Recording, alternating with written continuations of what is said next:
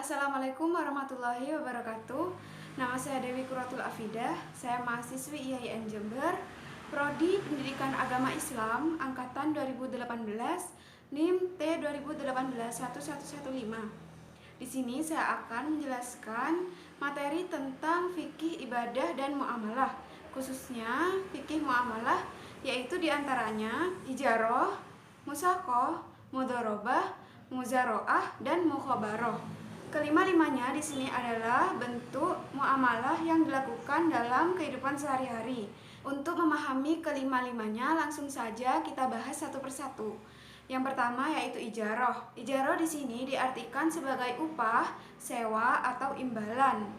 Ijaroh adalah ganjaran atau hasil yang didapatkan dari memanfaatkan sesuatu, baik itu barang atau tenaga. Ijaroh di sini dibagi menjadi dua, yaitu ijaroh atas manfaat dan ijaroh atas pekerjaan. Ijaroh atas manfaat ini biasanya itu dinamai dengan sewa-menyewa. Adapun ijaroh atas pekerjaan dinamai dengan upah mengupah. Selanjutnya yaitu rukun ijaroh.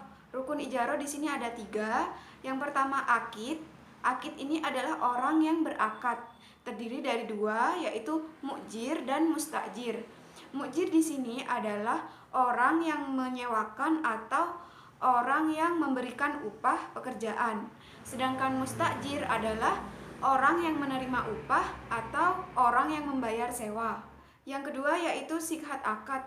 Sikhat akad adalah ungkapan yang diucapkan oleh orang yang terlibat akad dalam ijaroh. Sikhat akad ini berupa ijab dan qabul. Yang ketiga yaitu ujroh atau upah. Ujroh di sini adalah sesuatu yang diberikan kepada orang yang telah memberikan jasanya atau telah diambil manfaatnya. Yang kedua yaitu mudharabah. Mudharabah secara bahasa artinya bagi hasil. Nah, mudharabah di sini diartikan sebagai suatu kerjasama yang dilakukan antara pemilik modal dan pekerja dalam hal perdagangan. Adapun rukun mudharabah yang pertama yaitu pemilik modal. Yang kedua adalah pekerja. Yang ketiga adalah akad mudharabah yang dilakukan oleh pemilik modal dan pekerja. Dan yang keempat adalah mal. Mal ini adalah harta pokok atau modal. Sedangkan syarat mudharabah yaitu yang pertama modal harus berbentuk uang tunai. Jika modal berbentuk barang seperti emas atau perhiasan, maka mudharabah tidak sah. Yang kedua, hendaknya akad dilakukan atas kemauan atau kehendak sendiri. Apabila akad dilakukan oleh anak kecil, orang yang hilang akal, atau orang yang berada di bawah kekuasaan orang lain, maka mudharabah tidak akan sah. Yang ketiga, modal harus jelas agar nanti dapat dibedakan antara modal dengan laba yang dihasilkan. Yang keempat, presentase bagi hasil antara pemodal dengan pengusaha harus jelas.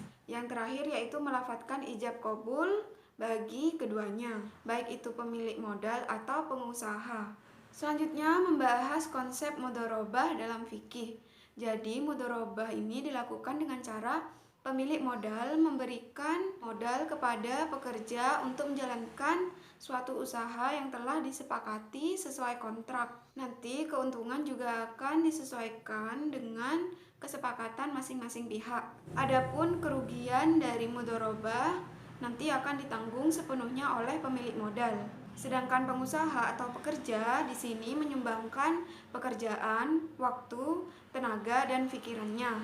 Dalam kegiatan mudharabah ini, pemilik modal tidak berhak ikut campur dalam mengelola usaha yang dijalankan. Jadi di sini pekerja atau pengusaha memiliki hak penuh dalam mengelola usaha yang dijalankan. Yang ketiga yaitu musaqoh. Musaqoh secara bahasa berasal dari kata al-saqo yang artinya seseorang yang bekerja pada pohon tanar, pohon anggur, atau pohon lainnya dengan tujuan untuk mendapatkan manfaat dari hal tersebut. Musaqo di sini diartikan sebagai kerjasama antara pemilik kebun dengan pekerja untuk mengelola suatu tanaman dengan sistem bagi hasil dari buahnya sesuai dengan kesepakatan. Dalam kerjasama musaqoh ini, pekerja hanya bertanggung jawab atas penyiraman dan pemeliharaan saja. Jadi, tanamannya sudah disediakan oleh pemilik kebun. Adapun syarat dari musyawarah yang pertama yaitu akad atau kesepakatan antara sang pemilik kebun dengan pekerja. Yang kedua yaitu tanaman.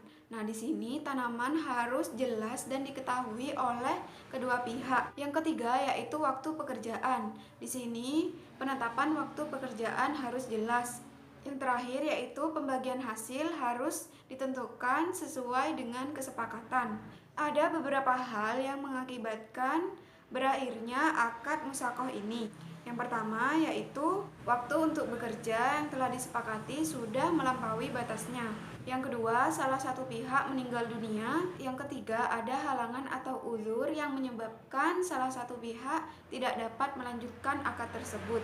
Adapun uzur ini diantaranya, yang pertama, pekerja atau tukang kebun telah dikenal sebagai pencuri. Yang kedua, hasil tanaman berpenyakit. Yang ketiga, sang penggarap tanaman sakit sehingga tidak dapat bekerja.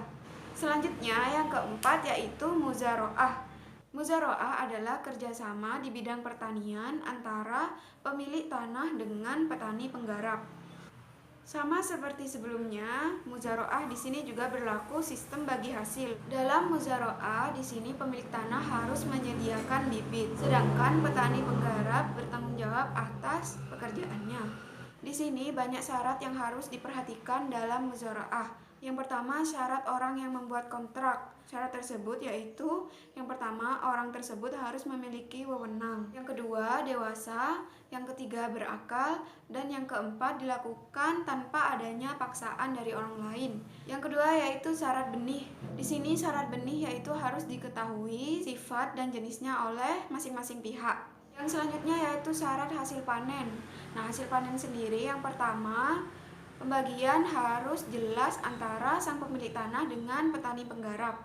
Kedua, keuntungan yang didapatkan harus berasal dari tanah yang digarap. Yang ketiga, hasil panen harus diketahui jumlahnya. Yang keempat, keuntungan yang didapatkan harus berasal dari laba dari hasil panen. Yang selanjutnya, syarat tanah. Yang pertama, tanah harus diketahui oleh kedua pihak. Yang kedua, tanah ini bersifat subur atau dapat digunakan untuk bercocok tanam. Yang ketiga, tanah dikelola bebas oleh sang petani penggarap. Yang selanjutnya yaitu syarat objek kontrak. Di sini ada dua, yaitu manfaat mengelola dan manfaat tanah. Manfaat pengelola terjadi apabila bibit atau benih berasal dari pemilik tanah. Sedangkan manfaat tanah akan didapat apabila benih atau bibit berasal dari pengelola tanah. Yang selanjutnya syarat waktu.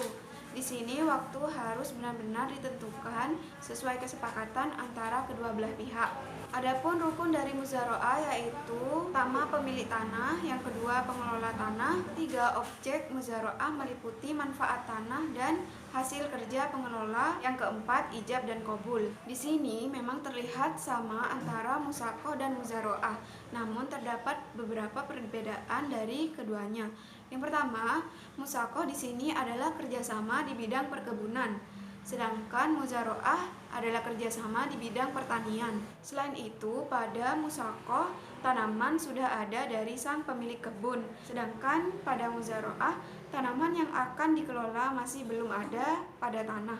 Jadi di sini dapat ditekankan bahwa pada musyawarah tanaman sudah ada, namun memerlukan tenaga kerja untuk memeliharanya.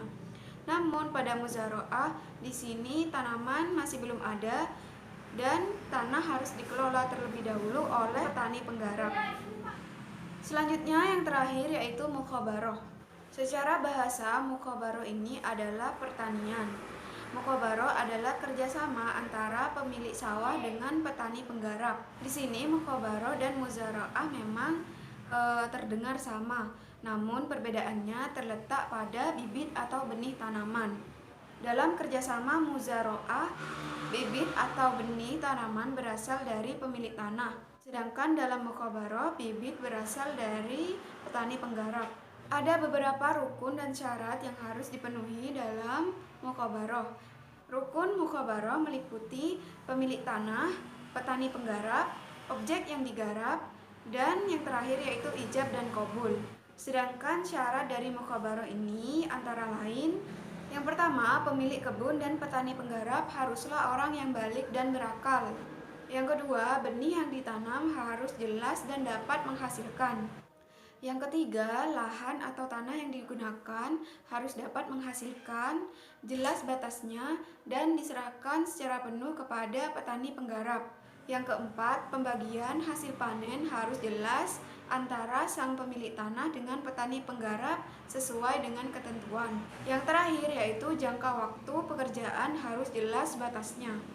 Nah, itu tadi penjelasan tentang muamalah yang sering terjadi dalam kehidupan sehari-hari. Untuk melaksanakan kelima-lima muamalah ini, kita harus benar-benar memperhatikan syarat dan ketentuan serta rukun yang telah ditentukan dalam agama Islam. Pada umumnya, di zaman sekarang, seseorang yang menjalankan muamalah sudah banyak yang melanggar syarat atau ketentuan, seperti mengambil laba terlalu banyak, sistem pembagian tidak sesuai dengan pekerjaan sang petani, penentuan harga sewa yang terlalu tinggi, pembagian hasil panen itu yang tidak sesuai, sering terjadi perselisihan, dan masih banyak lainnya.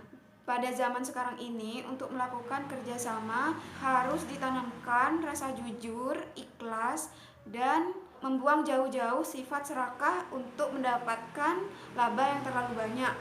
Karena banyaknya keuntungan itu tidak seberapa penting daripada hikmah yang kita dapatkan. Sifat jujur di sini juga dapat membentuk ikatan kerjasama yang baik dan rasa saling percaya antara kedua pihak. Sifat tamak atau serakah juga perlu dihindari agar nantinya kita mendapatkan rezeki yang barokah. Tidak penting seberapa banyak keuntungan yang kita hasilkan, namun seberapa berkah kita memperoleh rezeki yang kita dapatkan. Oleh karena itu, hendaknya dalam bermuamalah kita harus selalu bersikap jujur, adil, ikhlas, dan tidak tamak akan sesuatu. Dengan begitu, insya Allah rezeki kita akan selalu barokah dan akan selalu bertambah. Mungkin itu yang dapat saya sampaikan tentang materi muamalah kali ini. Semoga materi tentang ijaroh, mudharabah, musaqah, muzaroah, dan muqabaroh dapat bermanfaat bagi kita semua. Mohon maaf apabila terdapat banyak kesalahan kata. Terima kasih. Wabillahi taufik wal hidayah. Wassalamualaikum warahmatullahi wabarakatuh.